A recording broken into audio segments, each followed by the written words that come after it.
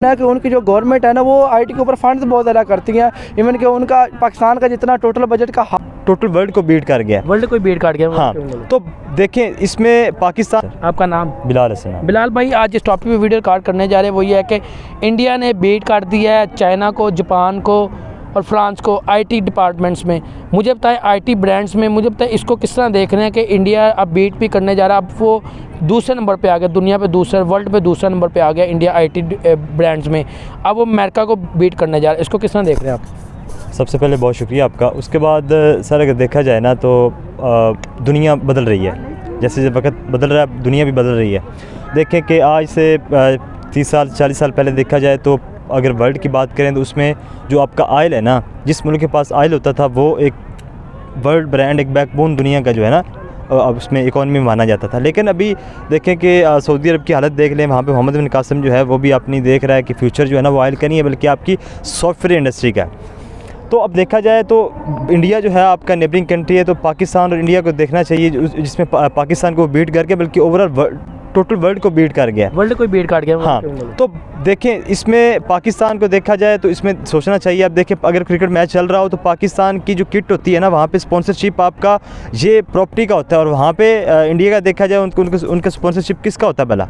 उनका कोई software company है, कोई सॉफ्टवेयर इंडस्ट्री उनका होता है। तो ज़ाहिर बात है वो बीट करेगा, तो वो बीट कर भी रहा है। तो यही उसकी तरक्की की निशानी और फ्यूचर में वो डेवलपमेंट की तरफ जा रहा है। तो हमें आप कहाँ पर रिलायबल कर कि हम कहाँ पे सिस्टम आई सिस्टम कोई हमारी एजुकेशन क्यों इतनी ठीक हो रही कि हम भी कोई बीट करें किसी चीज़ को? क्योंकि आज तक हमें जितना अर्सा हो गया हमने कोई ऐसा कोई अचीवमेंट नहीं हुई। इंडिया पे दिन ब दिन डे बाय डे अचीवमेंट ही करते जा रहे हैं। सर इसमें बहुत सारे फैक्टर हैं। सबसे पहले आपकी जो रस्मी तालीम है ना, आप एक जामिया में खड़े हैं, यहाँ पे बहुत बड़ी यूनिवर्सिटी का नाम है। तो अब देखें कि यहाँ पे अगर 1000 स्टूडेंट हैं तो 1000 में आपको एक बंदा भी वो जो प्रोडक्टिव है वो नहीं मिलेगा जो इन्वेंशन करता हो। तो अगर सॉफ्टवेयर इंडस्ट्री की बात की जाए तो आपकी जो सॉफ्टवेयर यूनिवर्सिटीज़ हैं जिसमें आपका सबसे पहले नाम आता है लम्स है, उसके बाद यूसीपी है, उसके बाद गवर्नमेंट सेक्टर में देखें तो यूईटी है। तो देख लें कि आप अगर एक सेशन में 200 स्टूडेंट है ना एक साल में निकलता, तो 200 में यकीन माने एक बंदा भी ऐसा नहीं जो अपनी एक वेब डेवलपमेंट जो है एक वेबसाइट वो बना सके। सही है। तो देखें किस तरह आपको आप मुकाबला करेंगे आप वर्ल्ड के साथ। तो यकीन माने मैं तो कभी भी सोचता हूँ कि डिपार्टमेंट बंद कर देने चाहिए। अच्छा। मैं तो कभी भी सोचता हूँ डिपार्टमेंट बंद करने चाहिए, क्योंकि आपका जो 200 बंदा निकल रहा है यूनिवर्सिटी से उसको जॉब नहीं मिल रही, इंटर्नशिप नहीं मिल रही। तो देखें आपका फ्यूचर नहीं है जब तक आप एक रस्मी तालीम जो है ट्रेडिशनल से आप नॉन ट्रेडिशनल जॉब में एजुकेशन में आएंगे, तब जाके आप कम्पीट करेंगे वर्ल्ड में। आपकी यूनिवर्सिटी देख लें कि रैंकिंग में कितनी है, जो बची खसी हैं उसकी भी एजुकेशन देख लें कि आपके सामने ही है। अच्छा, इंडिया ने कोई लास्ट पूछूंगा, इंडिया ने ऐसी कौन सी पॉलिसी अख्तियार कर रहे हैं कि इतनी वो अचीवमेंट के आए दिन वो किसी न किसी को बीट करते जा रहे हैं वो? सर देखें जो भी पॉलिसीज़ आपकी लीडरशिप होती है वो पॉलिसीज़ बनाती है। तो सबसे बड़ा काम जो होता है पॉलिसीज़ कहीं बन जाती है, आपका आइन बना है, जो सबसे काम मेन होता है ना वो इम्प्लीमेंटेशन का होता है। तो जो आपके कंट्री और भारत में जो सबसे बड़ा डिफरेंस है वो ये है कि वो जो पॉलिसीज़ बनाते हैं ना वो उसको इम्प्लीमेंट करते हैं। उनकी जो लीडरशिप है वो इतनी करप्ट नहीं है जितनी आपके इस कंट्री में। ठीक हो गया। इस वजह से वो हर आपके जो भी है आपका डिपार्टमेंट उसमें वो लीड कर रहे हैं। इकॉनमी को थोड़ी मैं बात करूँगा, उनके गौतम नादी नाम सुना होगा आपने, उन्होंने बोला कि 2030 में हम दुनिया की तीसरी लार्जेस्ट इकॉनमी होंगे, 3rd नंबर पे। अभी 5th में हम 3rd नंबर पे जा रहे हैं, इसको किस तरह देखेंगे आप?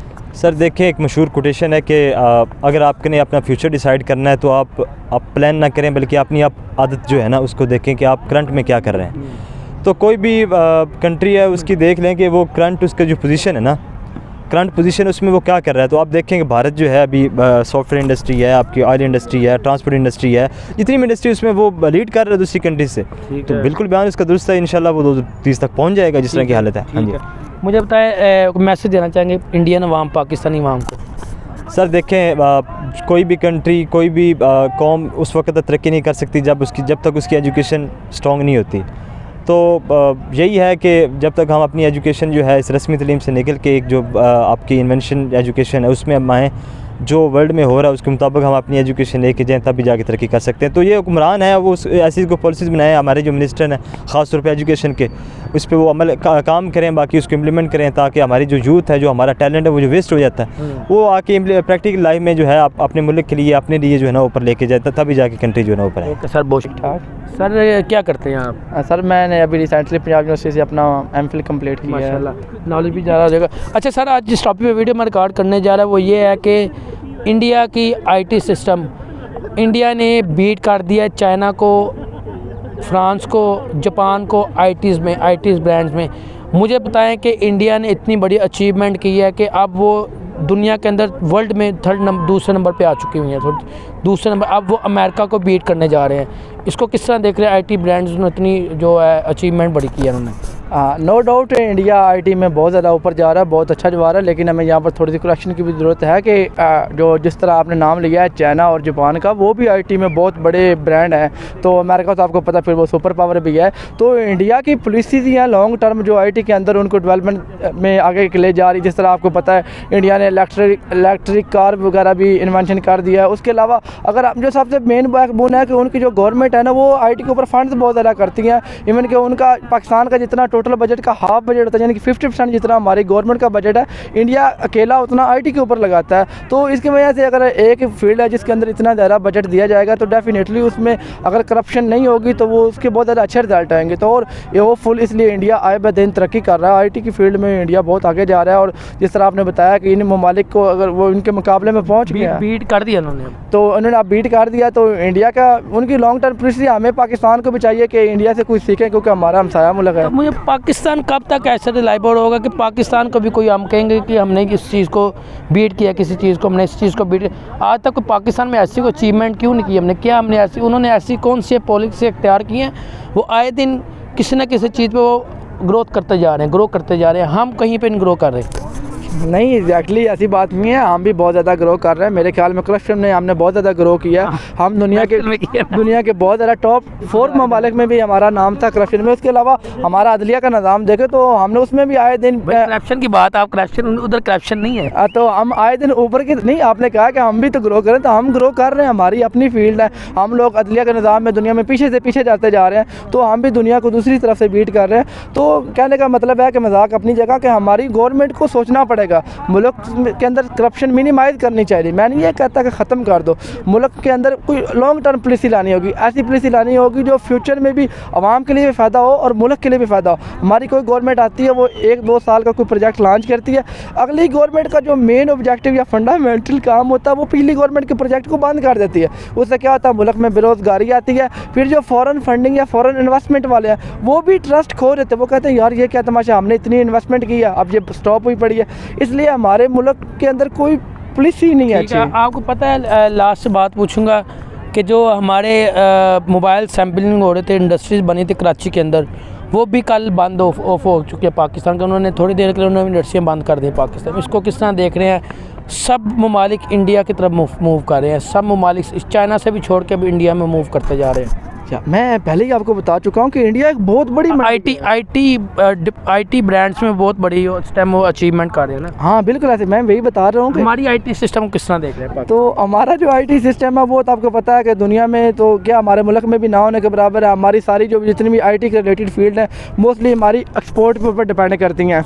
तो इंडिया का अगर आप देखें तो इंडिया ने तो उस फील्ड के अंदर रात दिन लगाया है, मेहनत की है, अच्छे लोग बैठ से इन्वेस्टमेंट आई है। अब इनके बहुत सारी कंपनी के प्लांट इंडिया ने खुद में लगाया है। तो हमारे यहाँ तो इस तरह देखने को कुछ नज़र ही नहीं आता। जिस तरह आपने बताया कराची में है तो वो भी स्टॉप हो रहा है। तो हमारे मुल्क में गवर्नमेंट को या हमारे कोई इस तरह के रिलेटेड इदारों को इसके बारे में सोचना पड़ेगा।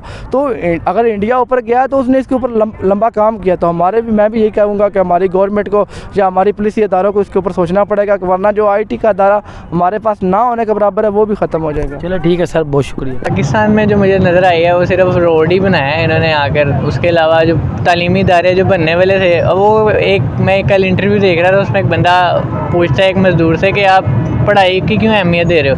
कहता मैं मज़दूर हूँ, मैं पढ़ाई को इसलिए अहमियत दे रहा हूँ कि मुझे समझ आएगी इंपॉर्टेंट कि पैसा खींचना कैसे अपनी तरफ, पढ़ाई की नॉलेज लेना। तो आप जम्मू कश्मीर को किस तरह देखें? अभी मैंने आपको डेवलपमेंट बताई, आपने जिस तरह बताया हमें तो यहाँ पे दिखाते ही नहीं है कि हम कंपेयर करेंगे, लेकिन आप जिस तरह बता रहे हैं काफ़ी बेहतर है, पाकिस्तान से कतई बेहतर है। बाकी अल्लाह खैर करे। चले आज़ाद कश्मीर का पता है पाकिस्तान को जो आज़ाद है, हमने कोई वहाँ पे ऐसी चीज़ बनाई आज तक?